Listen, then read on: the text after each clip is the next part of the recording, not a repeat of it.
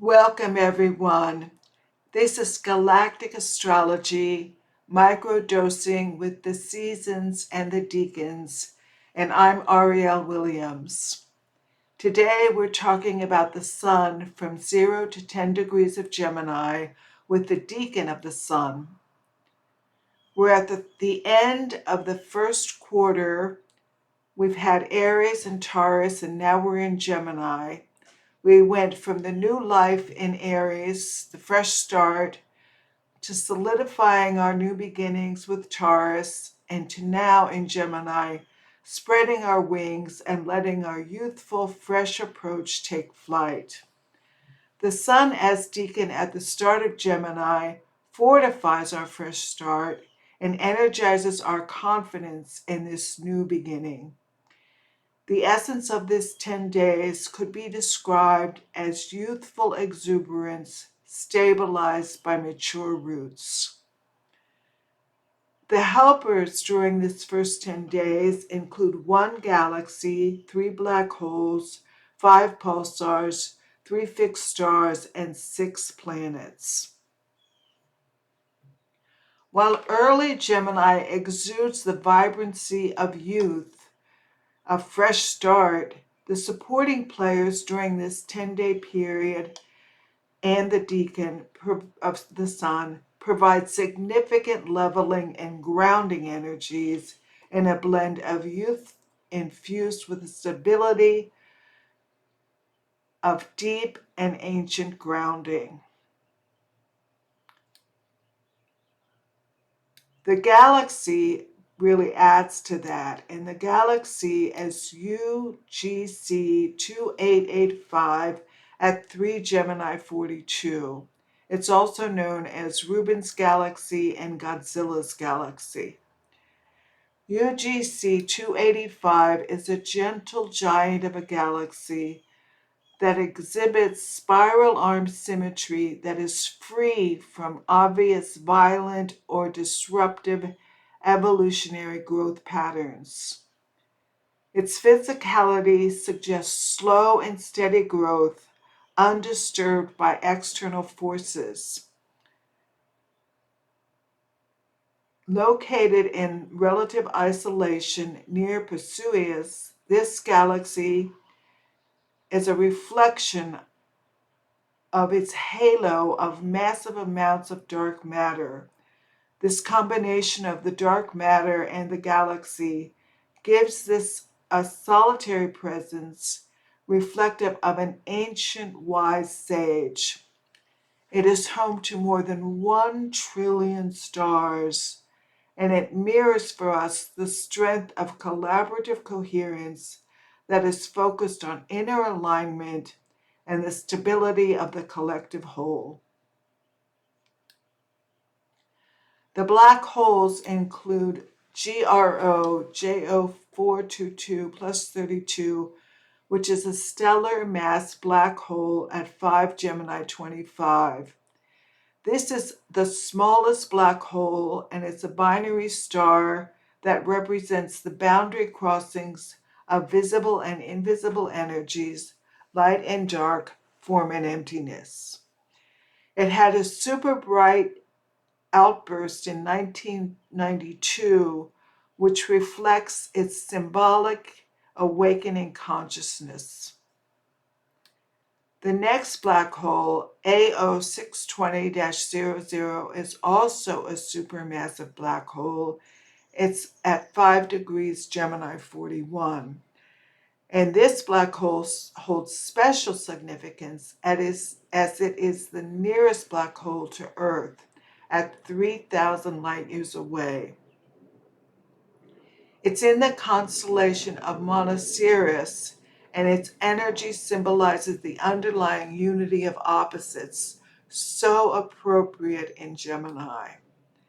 The next black hole is V star B518 per, and it's at 9 degrees of Gemini, 9 minutes. And this black hole offers the clarity vision of X-ray energy that helps penetrate mental stuckness. So again, it's very helpful and synchronistic that it is in Gemini. The pulsars include an accretion pulsar with an X-ray binary, another accretion pulsar,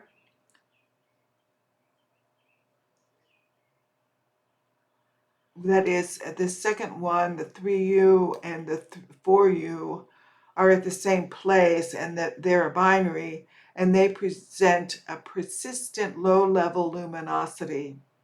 And then the VO332 plus 53 is an accretion X-ray pulsar, and the PSR 0355 plus 54 at 9 Gemini 26 is a glitching pulsar.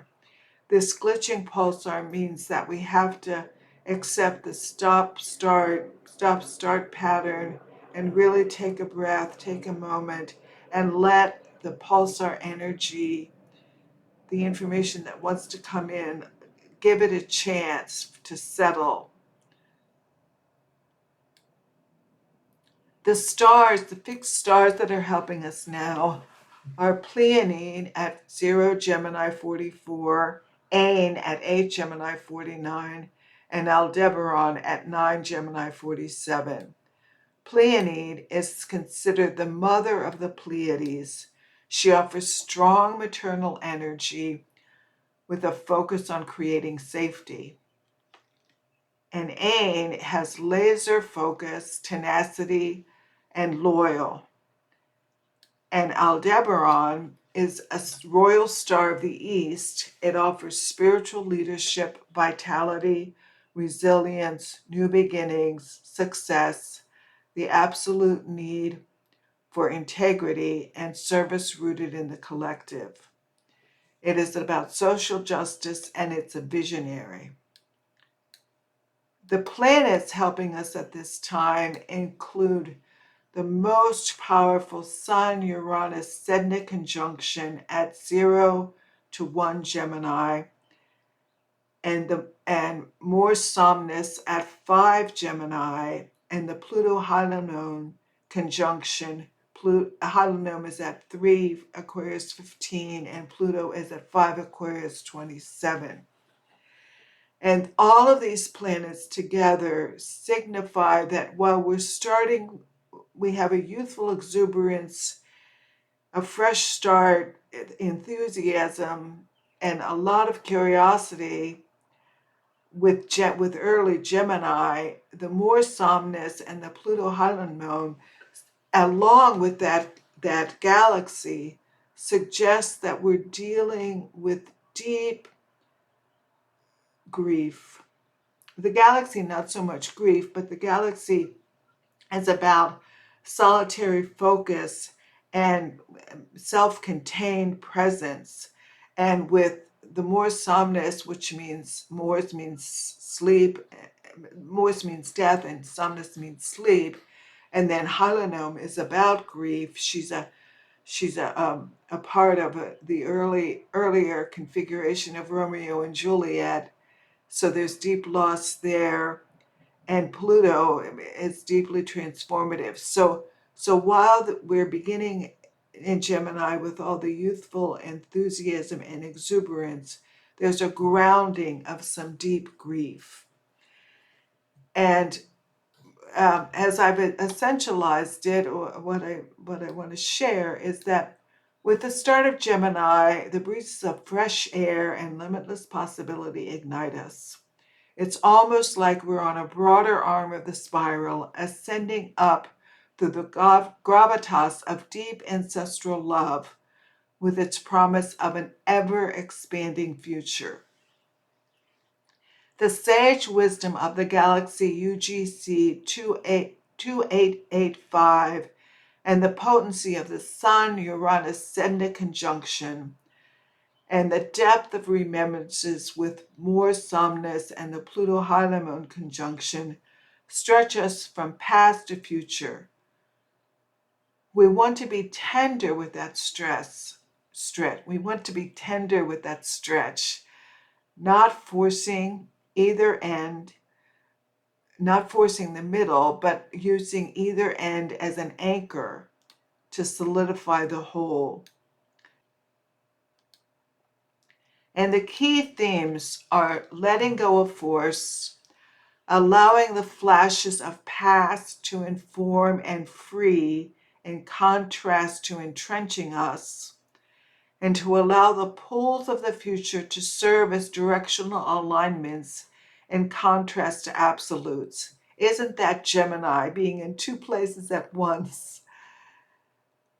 We want to attempt to live in the middle with a free flow of clearing and direction within the presence of youthful, confident, early Gemini that's qualified by playfulness, curiosity, friendliness, and wonder. Sending you every blessing wish for this first 10 days of the Sun in Gemini with the strengthening Decan of the Sun. Goodbye for now, and I'll see you next time.